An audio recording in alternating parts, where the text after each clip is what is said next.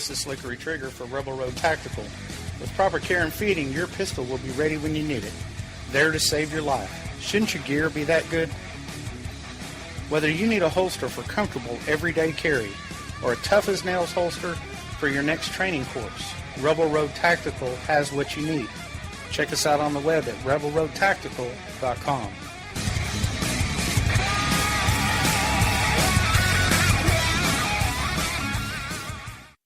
Tired of paying outrageous prices for Viagra? Well, we have great news for you. Now you can finally get Viagra at huge discounts. Healthy Man allows you to save up to $500 on Viagra. Why pay U.S. pharmacy prices of $15 per pill or more when you can get Viagra for less than $3 a pill? Call today and get 40 Viagra pills for only $99. This can cost as much as $600 at your local pharmacy. You can't afford not to call us. If you want Viagra at the lowest prices, never pay $15 a pill pharmacy prices again. Get Viagra for less than $3 a pill. Call 1-800-516-7602 today and save up to $500 and get 40 pills for just $99. Healthy Man is fast, easy, and affordable. Operators are waiting at 1-800-516-7602 to take your call right now. Call 1-800-516-7602. That's 1-800-516-7602. Again, 1-800-516-7602.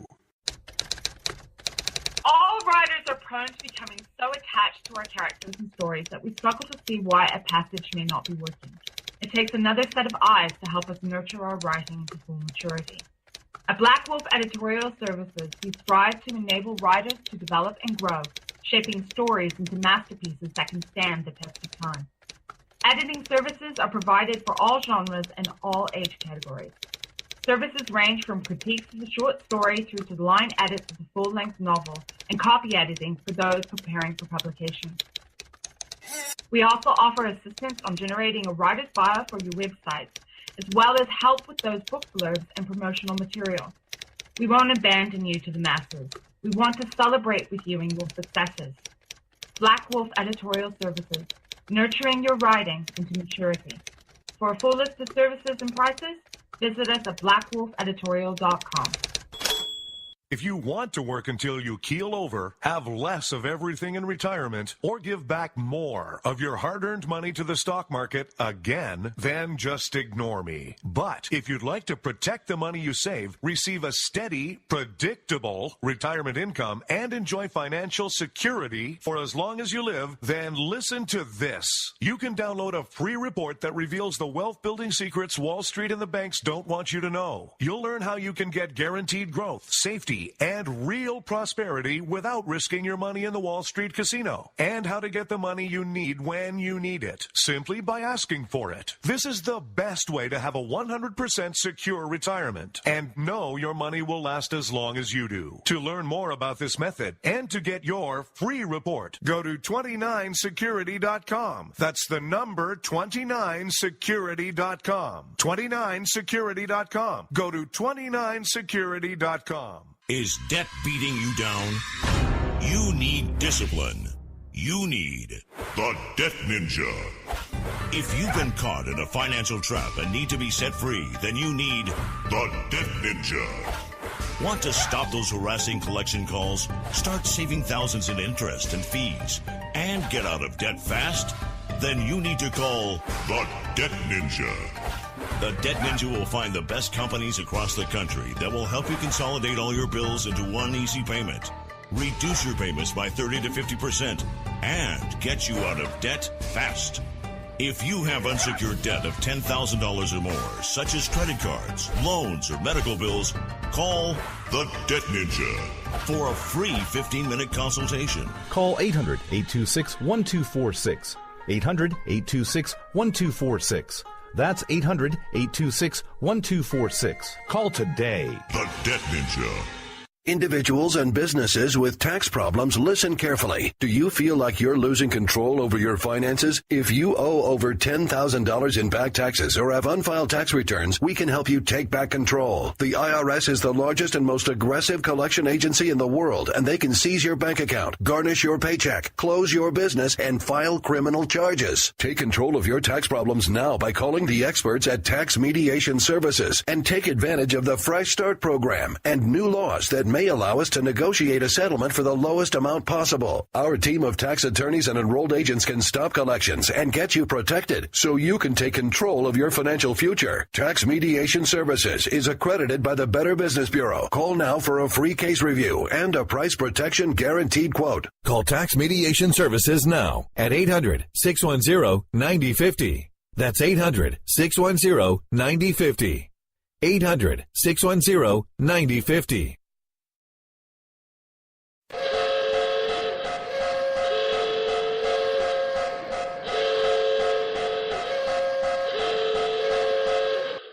Ladies and gentlemen, may I have your attention please? America Off the Rails has been declared a conservatives-only safe zone. Only conservatives allowed from this point forward.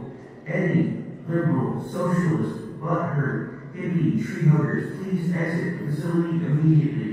Again, attention please. America Off the Rails is now designated as a conservative safe zone only. All butthurt, tree-hugging, hippie, free-to-be, you-and-me types exit the facility immediately. Thank you. We will keep this promise to the American people. If you like your doctor, you will be able to keep your doctor, period. If you like your health care plan, you will be able to keep your health care plan, period. This is the most transparent administration in history. Not even a smidgen of corruption. Fact is, we had 4 dead Americans. What difference at this point does it make? If you got a business, you didn't build that. Oh, welcome to the face. Welcome to the face of the new democracy. Come expect us to admit a mistake. We're paying off election. Keep on doing what you do, Rick. You're my favorite host. It's time to hear the truth about America's biggest challenges. You're listening to America Off the Rails with your host, Rick Robinson. All right, folks, well, happy Friday evening. That's right, we've made it through another one. For those of you who do the Monday through Friday grind like I do, we've got a couple days off, get to relax a little bit. But before we do that, let's hang out for about an hour. Now, of course, if you're listening live, you're listening to us on K98 Talk, where we're here every Monday, Wednesday, and Friday, currently at 11 Eastern. Starting not next week, but probably the week after, we'll go back to Monday through Friday.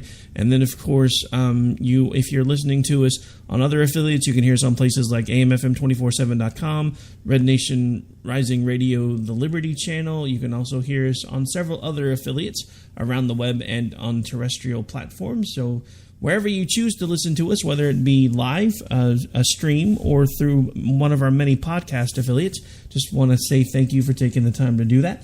And at this time, we do have a very special guest. It's going to be a little bit of a different America Off the Rails tonight. We have Mr. Charles Carter, who was actually a Bernie supporter, who is on his way back now from the Democratic National Convention in Philadelphia. And he was actually a protester who was actually there and actually saw a lot of things that maybe we didn't really get to see much about, because I know the media had not a lot going on with the stuff that was going outside the convention and was focusing more about what was going on the inside. So without further ado, Mr. Carter, how are you, sir? I'm doing pretty good. I'm a little punch-drunk from driving back from Philadelphia. I have made it to Wisconsin so far, but I'm up. I'm doing all right. All right. Well, I'm glad to hear that you're doing okay, and glad to hear that you're at least still in one piece. There's been some interesting stories kind of trickling out through the media, and I don't know how much of it was accurate or how much wasn't. So before we get into what you saw there, since at this point you are a new guest to the show, why don't you take a few minutes, tell folks a little bit about you. I mean, as much as you're comfortable with telling them, kind of give them some background as to maybe how you came to support Bernie, what your hopes were, and things like that, and then we can move into what you actually kind of witnessed firsthand at the protest. Sure. I'm 27 years old. I'm going to school to be a machinist.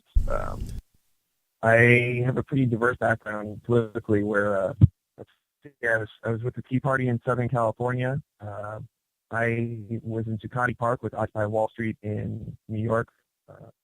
I worked on a third-party presidential campaign where I was trying to work on campaign finance reform. That's kind of my main issue, electoral accountability. Be it you're on the left and you want to enact some policy, or you're on the right and you want a smaller government.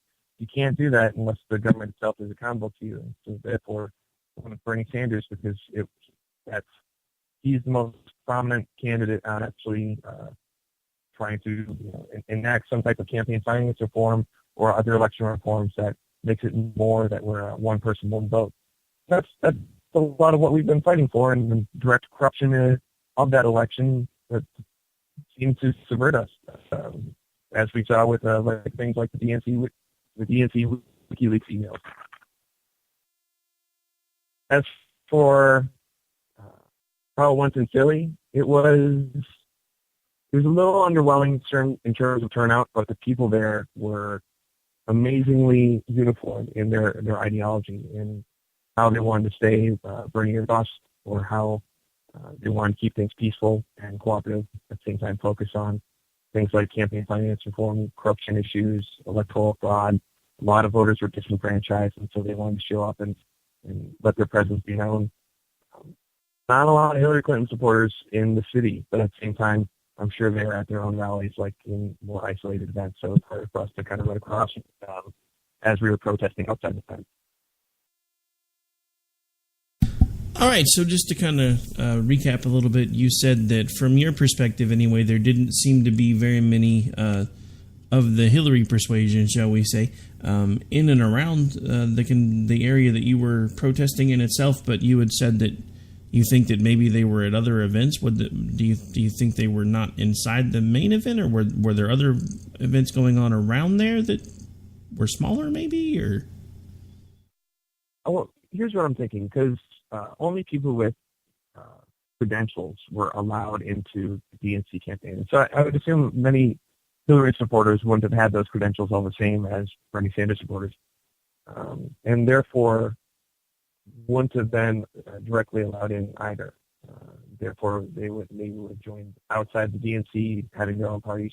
We were at City Hall and around the fence of the Wells Fargo building, and it's just odd that throughout the day, so many of us just did not run into Hillary Clinton supporters. I ran into 6 toll and saw one sign in the window, and I was all over it. And I just thought it was the DNC convention. I figured it would be like a battle between the two of us. That we would have some riled up people behind her, but the enthusiasm gap for Clinton is just dramatic. And it was like there was 2 old ladies who were walking out of a restaurant. There was 2 young-looking people who were from like West Virginia, and 2 other random supporters wearing buttons that I saw. And I mean that throughout 4 days of DNC convention and being in Philadelphia, bizarre. And there are other people who they never saw anybody at all. Our campsite that we went to I suppose like to kind of all be together with other Sanders supporters was 100% just one party. It was just all of us, like Bernie Sanders took over the whole area. And their Clinton supporters just don't seem to exist.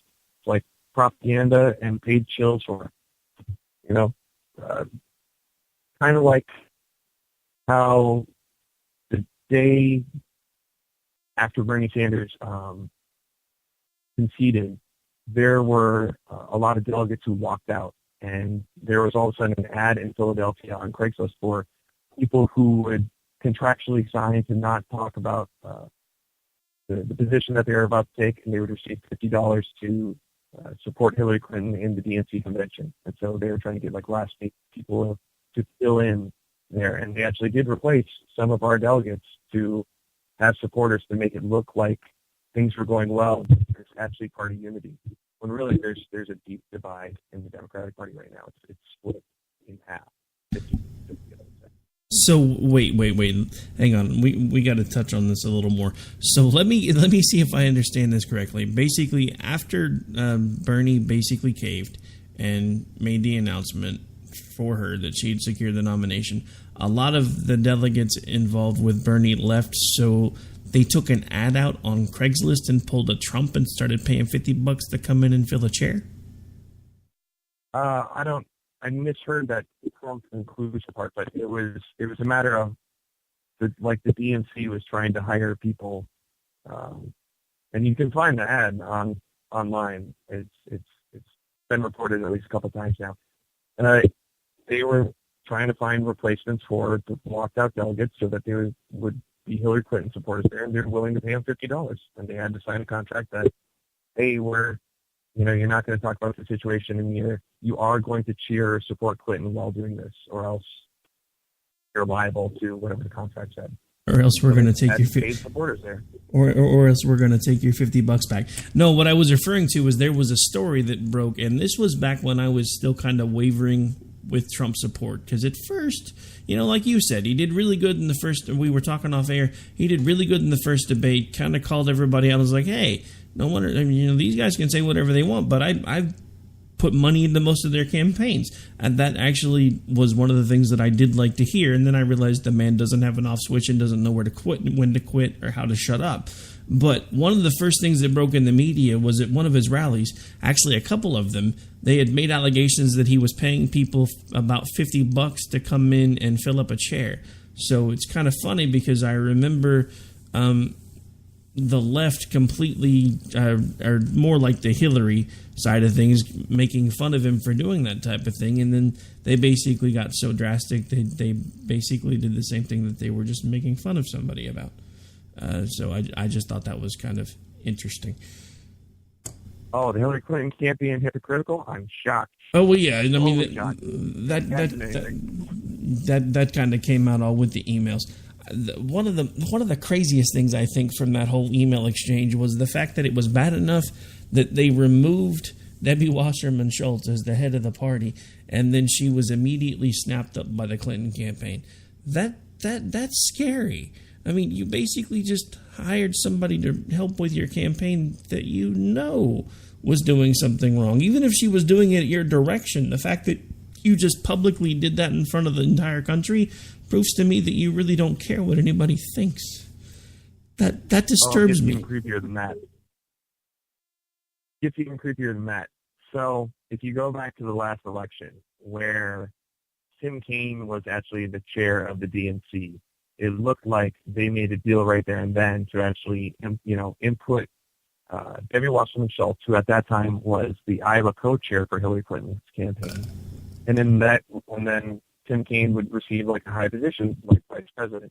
Lo and behold, Tim Kaine, who is, if you're trying to win over any Bernie supporters, a terrible, terrible choice. And Debbie Wasserman Schultz is a slap to the face in doing this. But you look at kind of the collusion of all this together throughout two elections, and it seems like a quid pro quo deal on very high performance. I mean, like Tim Kaine being elected official, DWS being the DNC chair.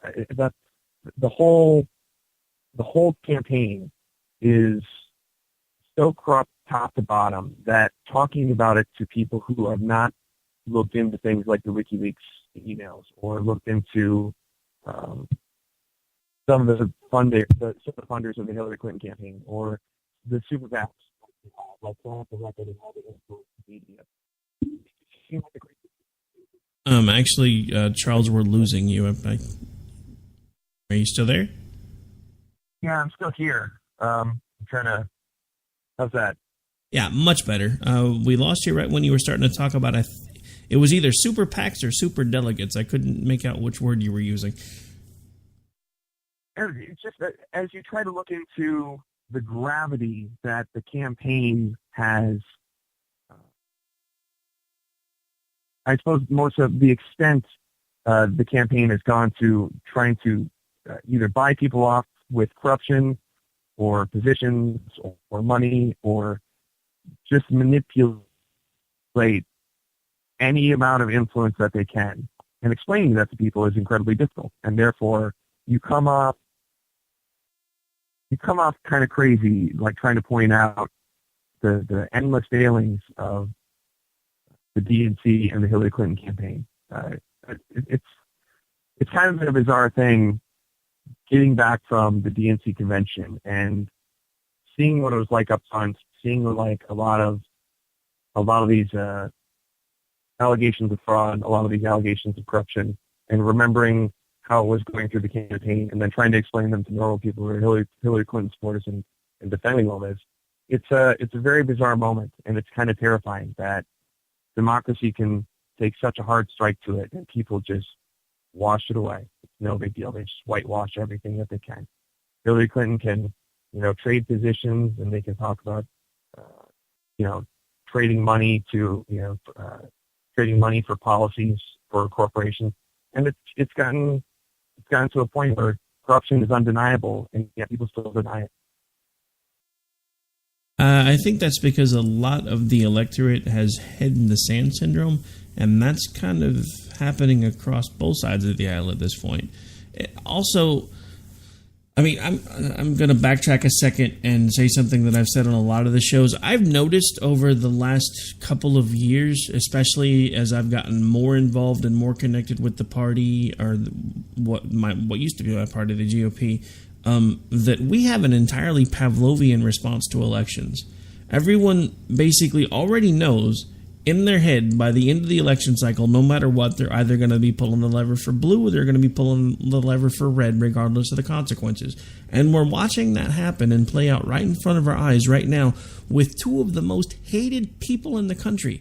For the first time that I can ever remember, if you take all of the numbers and add them together, over 60% of our population doesn't want either one of the frontrunners. But when you start talking to them about other options, they're like, nope, can't do it. Got to vote for whichever one I think is going to be the lesser of the two evils. And we're watching two different forms of science play out right in front of our eyes. We have an entirely Pavlovian response to our election cycles, and we also seem to be testing the theory, Einstein's theory of insanity. Continue repeating the same action, expecting different results, because that's what our election cycles are.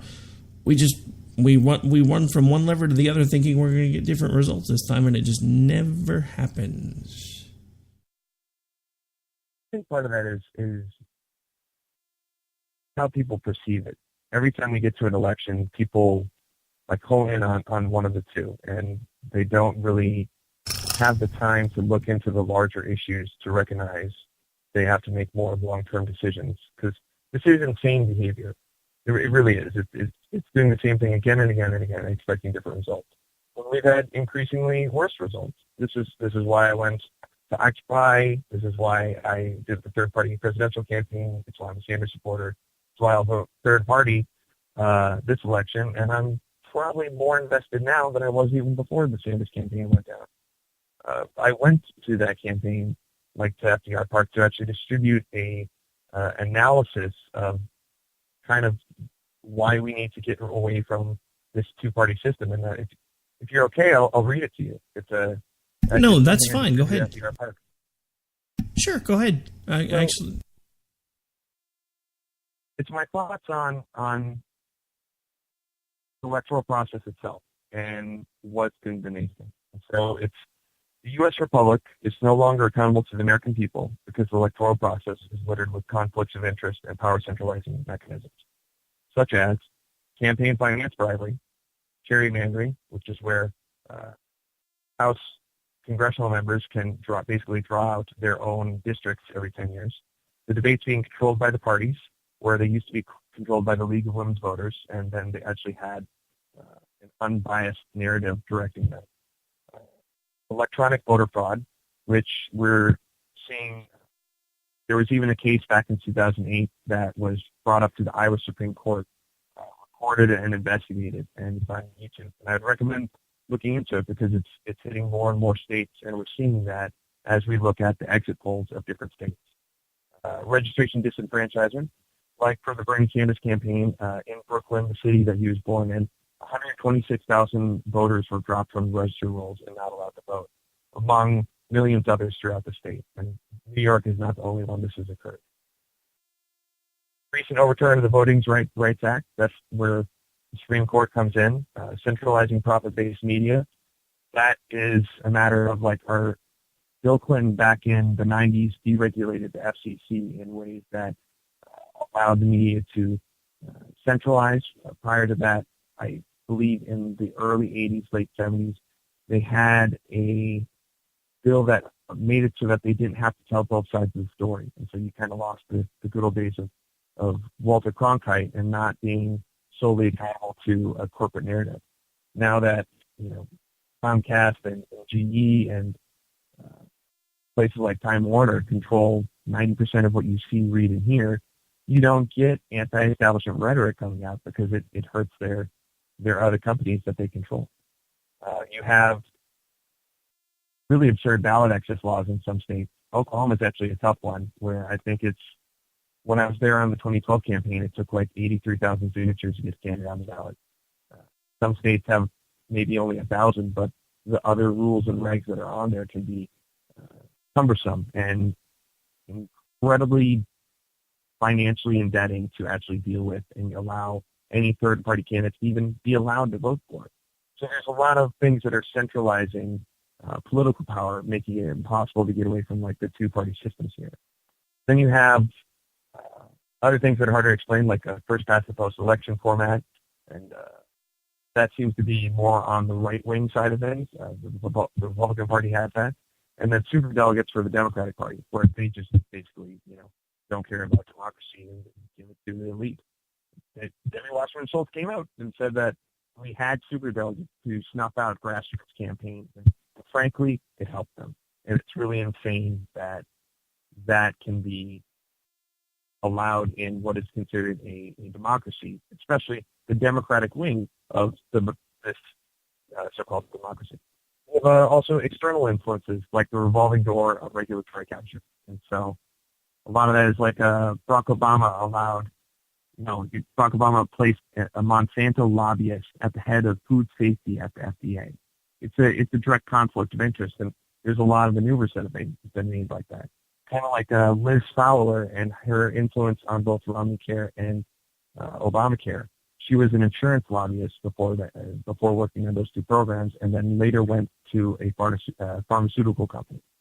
So there's just people going from regulatory position to a company that they're just regulating back into the same regulatory position. And it's a form of quid pro quo. With all that, with all those conflicts of interest in the electoral process, we are no longer represented. We're still taxed, but no longer represented. The only thing that incentivizes accountability to people, the electoral process, is compromised by wealthy elite, like those that participate in influence peddling, such as Donald Trump and Hillary Clinton, be it they're on the buying end or the receiving end. The result of this has led to 40 years of growing income inequality. I believe that those conflicts of interest are directly tied to wealth being centralized among political power being centralized. You look at how wealth is distributed in the nation and has been historically.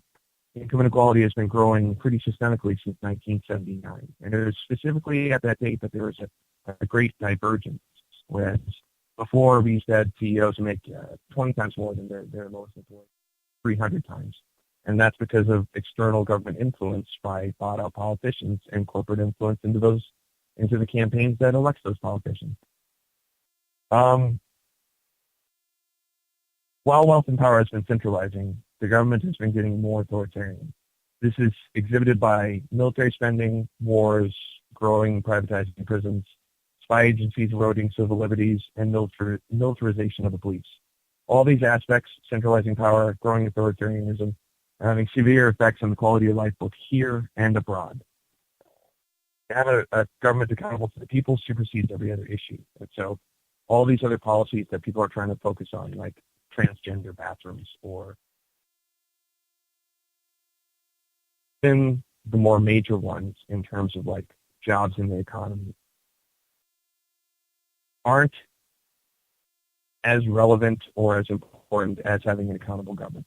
Because without an accountable government, you can't change policy to favor you in terms of like healthcare policy, environment, education, military, trade agreements, as we've seen with TPP and Hillary Clinton's supposed back and forth on whether or not she supports that, and basically the lack of solidification of whether or not Donald Trump supports it or not.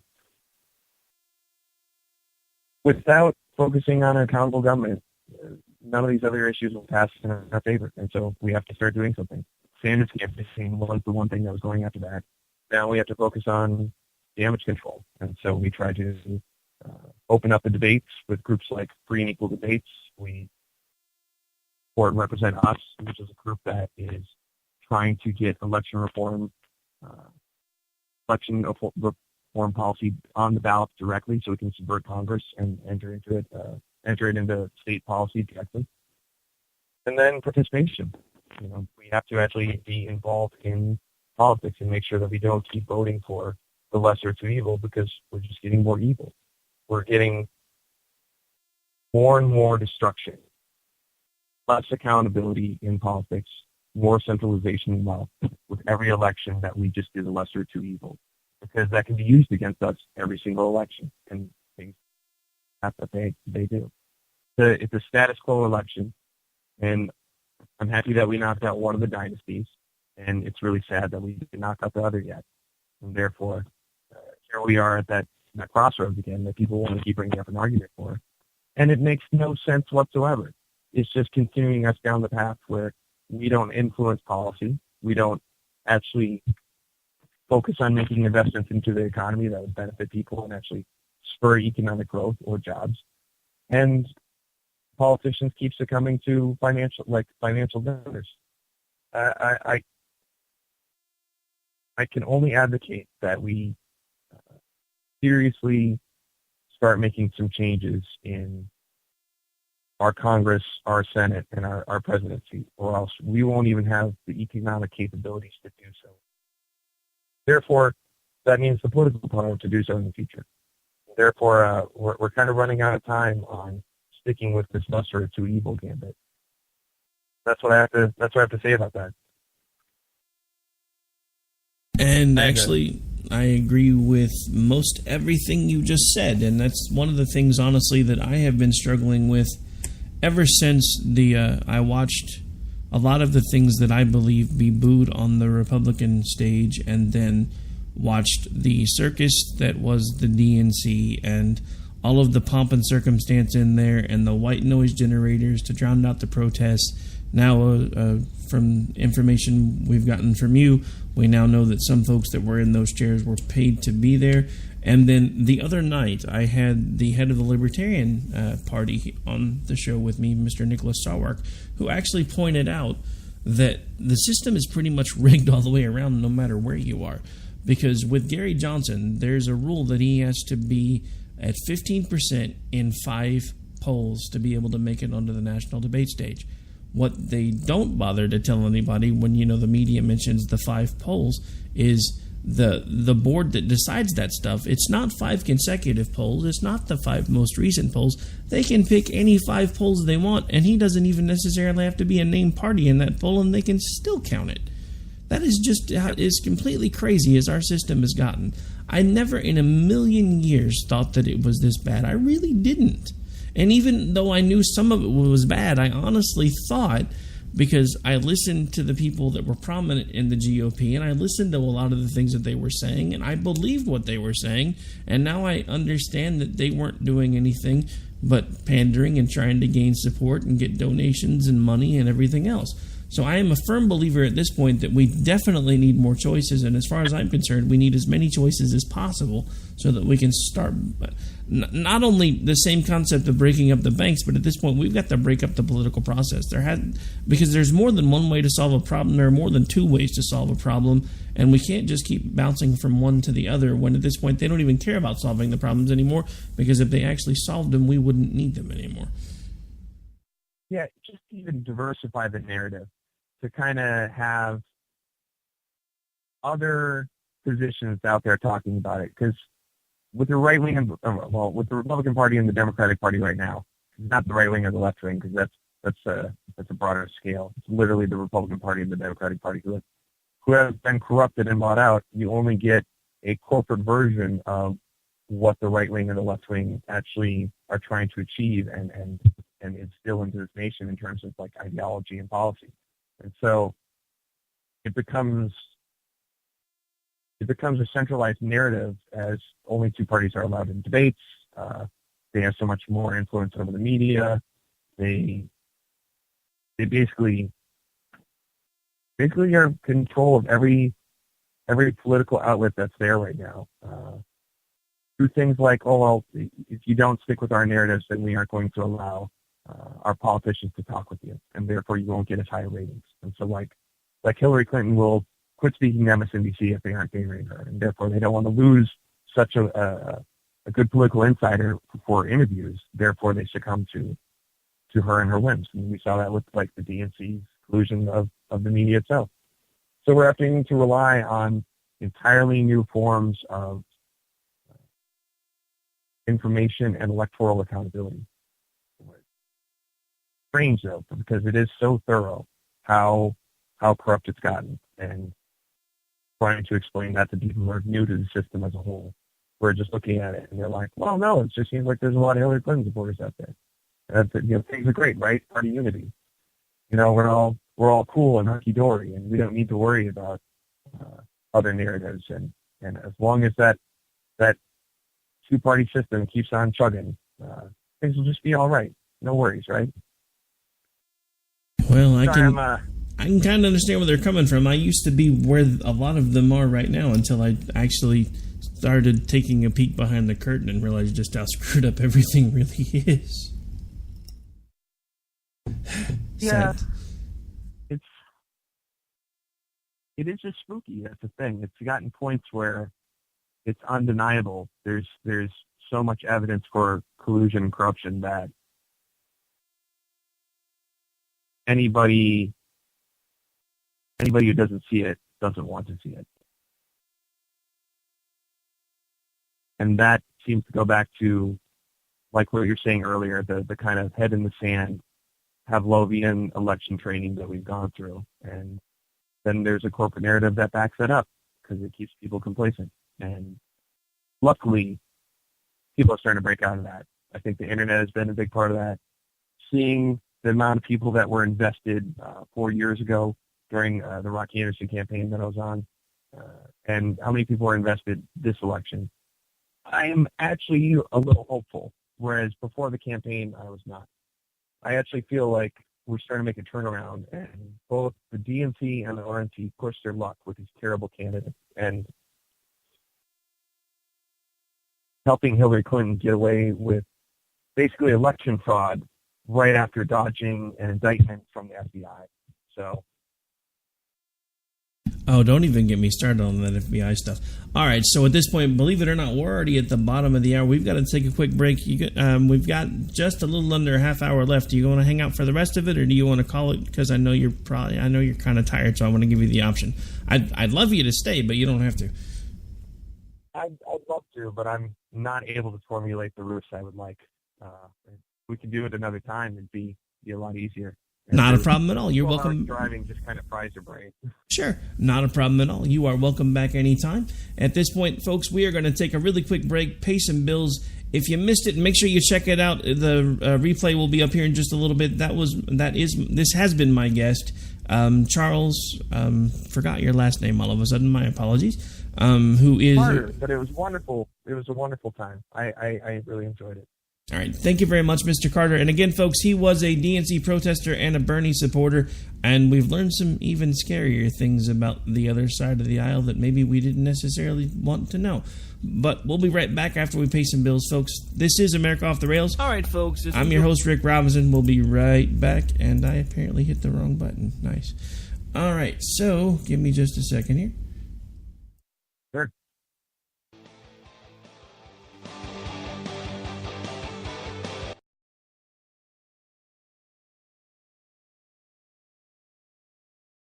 Having a place to go after school will make you a better student. Having an outlet to express yourself will make you a better artist. Having something to do together will make you a better family. At the Y, we're helping build better friends, listeners, writers, swimmers, scientists, and musicians, one chance at a time. Give the gift of opportunity. Support the Y at ymca.net. The Y for a better us.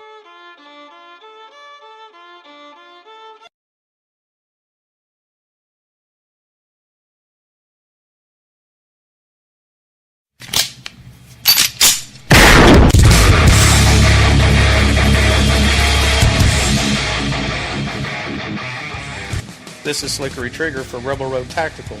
With proper care and feeding, your pistol will be ready when you need it, there to save your life. Shouldn't your gear be that good?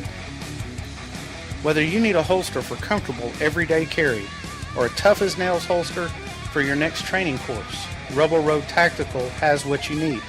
Check us out on the web at rebelroadtactical.com.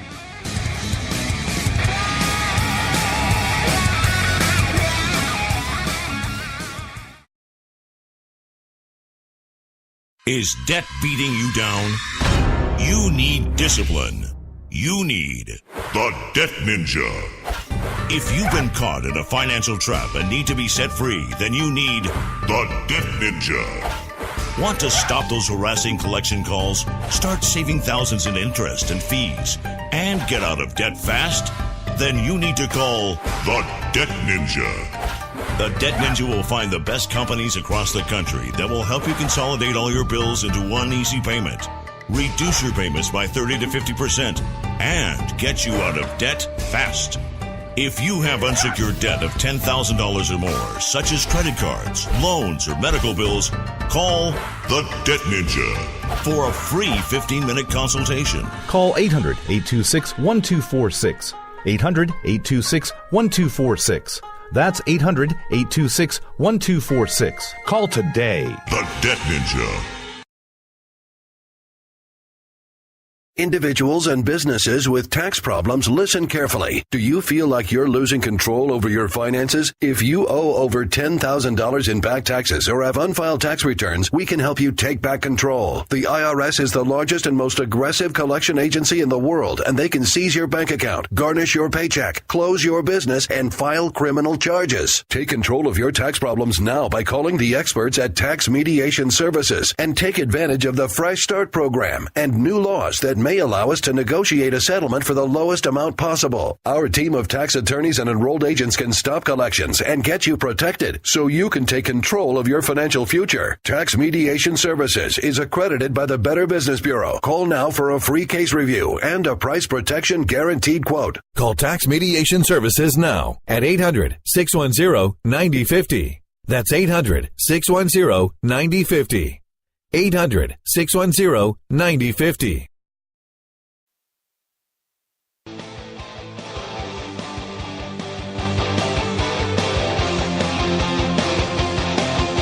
All right, folks, we are back. We are live. We're into the last about 20 minutes of the show at this point. If you missed it, again, my guest for the majority of the show this evening was Mr. Charles Carter. He was a DNC protester and a Bernie supporter who actually kind of gave us an even bigger peek behind the curtain for the DNC than maybe I wanted, especially since they were the ones making fun of Trump when he supposedly paid $50 to fill seats, and they wound up doing the same thing at their major convention due to the fact that the majority of the Bernie supporters walked out when Bernie didn't stand up because they felt they were cheated based on the information that was released during the DNC leaks. Now, I have to be completely honest with you. I'm having a bit of a struggle of my own on our side of the aisle because I can't believe where we are compared to where we should have been by now. We had 8 years of some of the worst possible policies ever. We just reported one of the weakest economic growths for a quarter in our history. We had two of the major oil companies having a very anemic profit margin, the other one actually reporting a loss for the first time since, I believe, 1990. And all of this happening under the direction and the helm of one President Barack Hussein Obama, the guy who said he was going to make the economy better. Now, if it was just about the economy, then I could understand why a lot of folks are all of a sudden on the Trump train, because who better to make the economy better than a guy who says he's worth billions of dollars, right? But here's my problem with that. here's my problem with that. He won't release his tax returns. Why won't he release those? It's very simple to show people that your net worth is what you keep claiming that it is. And why is it that he gets audited every year when he's going around telling everybody, oh, I'm worth almost $10 billion, blah, blah, blah. But he gets audited every year. I wonder why that is. Could it be that his tax returns are not nearly as padded as he likes to think that his wallet is? Could it be that there are other things in those tax returns that he doesn't want us to know?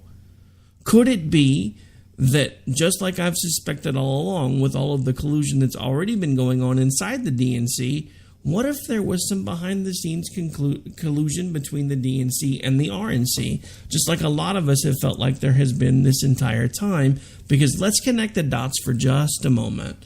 You have the man who didn't decide to run until he spoke to Bill Clinton on the phone. You have the man and the woman whose daughters are friends, now supposedly competing with each other for the presidency of the United States. You have the man who's donated money to her campaign, called her a friend, said she was a great senator, said she was a success story as the Secretary of State, and now she's crooked Hillary. What happened, Donald? What changed? How come she was at your wedding 1 minute and now you hate her? How come you were giving money to her 1 minute and now you hate her? You praised Barack Obama. Now you're trashing him every 5 seconds. Is it because it's what you actually believe, or is it because it's what you know the Republicans expect you to do? I have spent 7 years of my life through private conversations, Facebook pages, articles, radio shows, going to conventions, doing all kinds of things to try to learn how this works, make people understand exactly how the Republican Party is, try to make them understand that we were not the monsters that the media and the left like to portray us as, and now we've put this man at the top of our ticket, which proves everything that the left has ever said about the Republican Party, and it does it in spades, because the man has no moral compass. You know, there's a quote, I believe it was from Margaret Thatcher, who said, being powerful is a lot like being a lady. If you have to tell everyone you are, then you aren't. The same thing can be true when everyone who's supposedly your friend has to go around and tell everybody what a great guy you are. Because if they keep having to reaffirm that to everyone who already should know you, then obviously you're not the great guy that they're saying that you are. Now, I understand perception is one thing, and maybe I'm being harsh.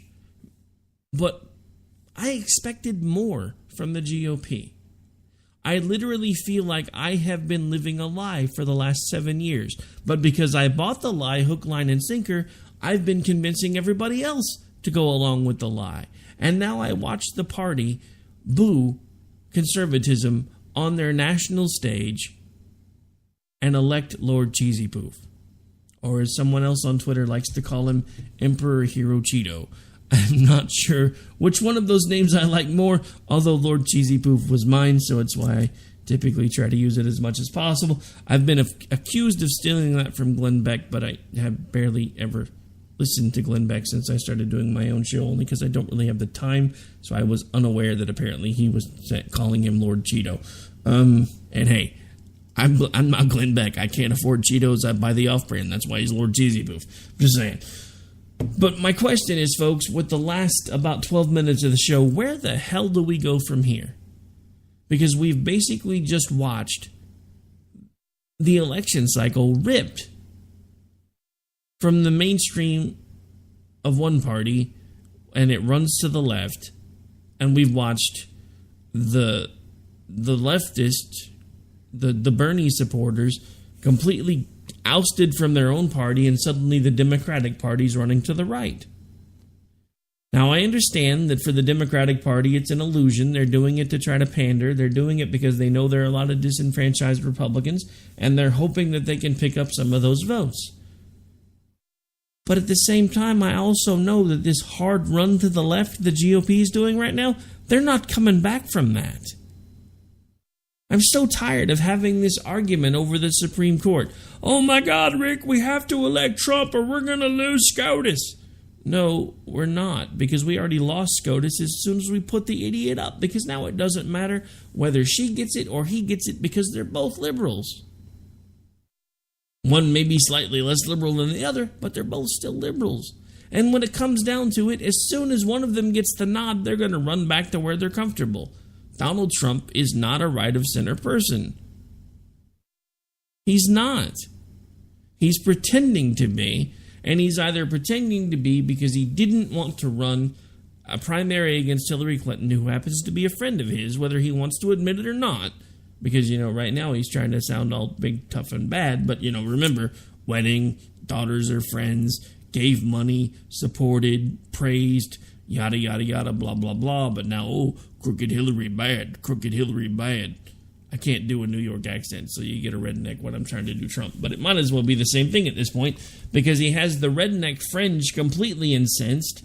The alt-right has now been legitimized. I spent, as I said when I had Jesse on with me last night, I spent the entire day off and on yesterday in an argument with a Holocaust denier who was a Trump supporter, who kept citing the World Almanac when there is blatant basic proof that the reason the World Almanac numbers were off is because the data that was available was from about a decade earlier that started the premise in the first place.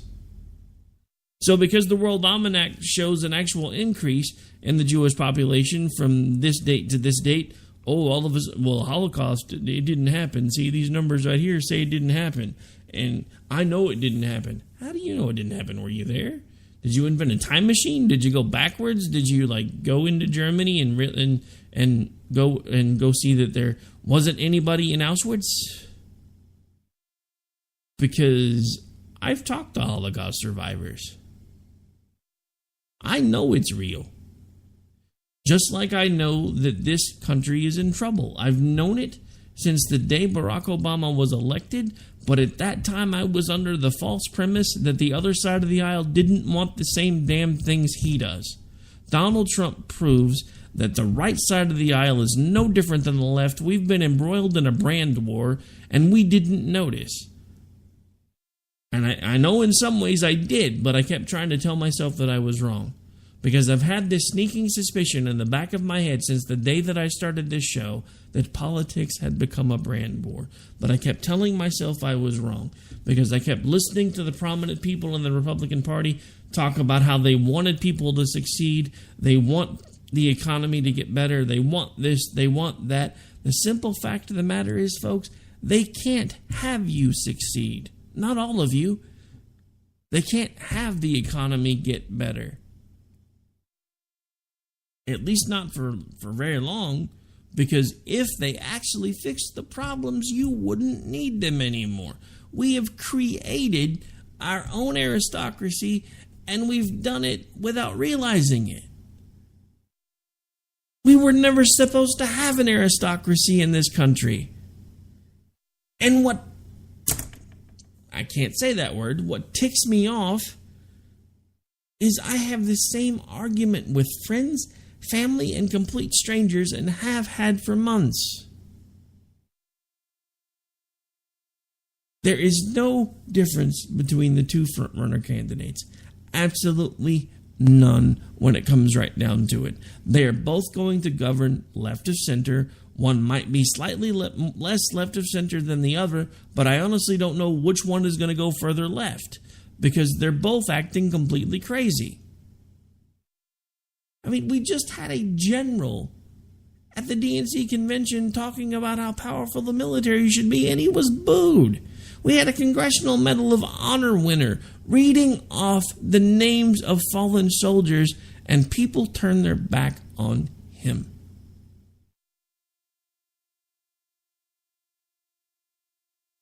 We have people chanting for the death of police officers in our streets. This is not the America that I grew up in. This is not the party of Reagan. This is not even the party of Carter. In case you missed it, I switched back and forth between the two because I have a message for you in the last couple of minutes of the show. Whether you are a Democrat or whether you are a Republican, it is time for you to come to terms with the fact that we have been played. We have been played. And we keep buying it hook, line, and sinker. Look, folks, it's time to make legitimate changes. We need to get the Libertarian Party on the ballot. We need to start making people understand that it's okay to vote third party. And then if you don't really agree with everything the Libertarian Party stands for, then find another group of people that do agree with you and start a party of your own. There's no reason we need to just have two parties. We have given them too much control. It's no different than the same Federal Reserve that conservatives and a lot of liberals alike complain about, because everything's centralized in one location, no government oversight. The Republican and the Democratic parties have become the same way. Who watches the watchers? They are the government, so how do we know what they're really doing?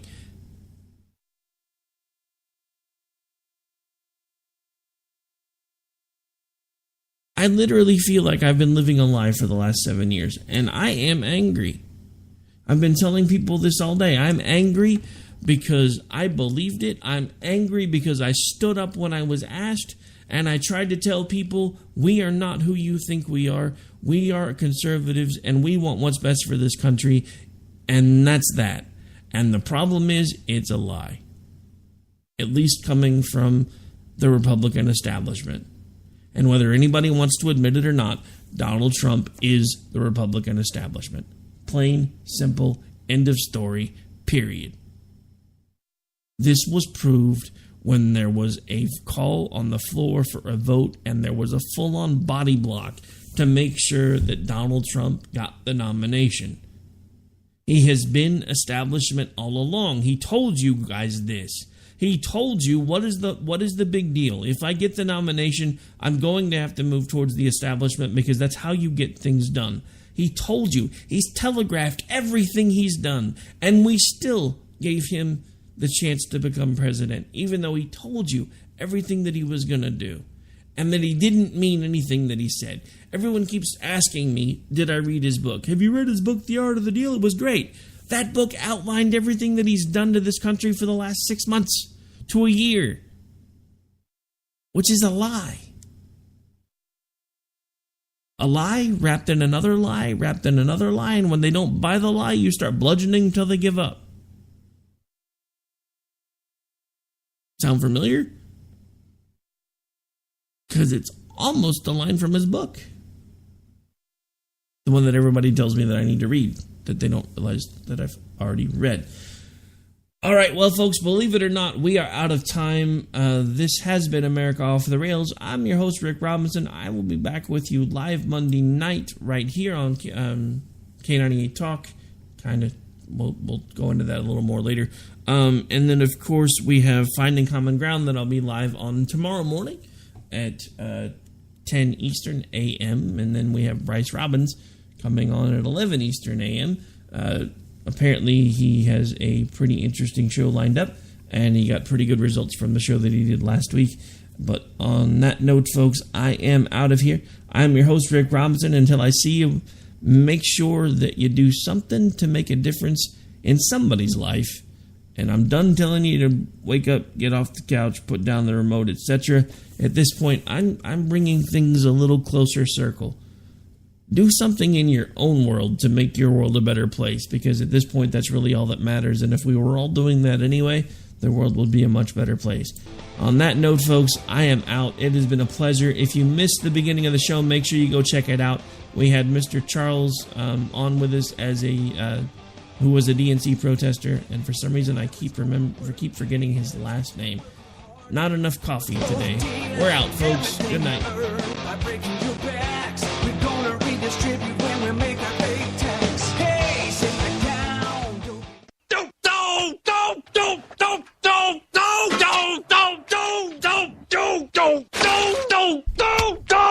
Screw you guys.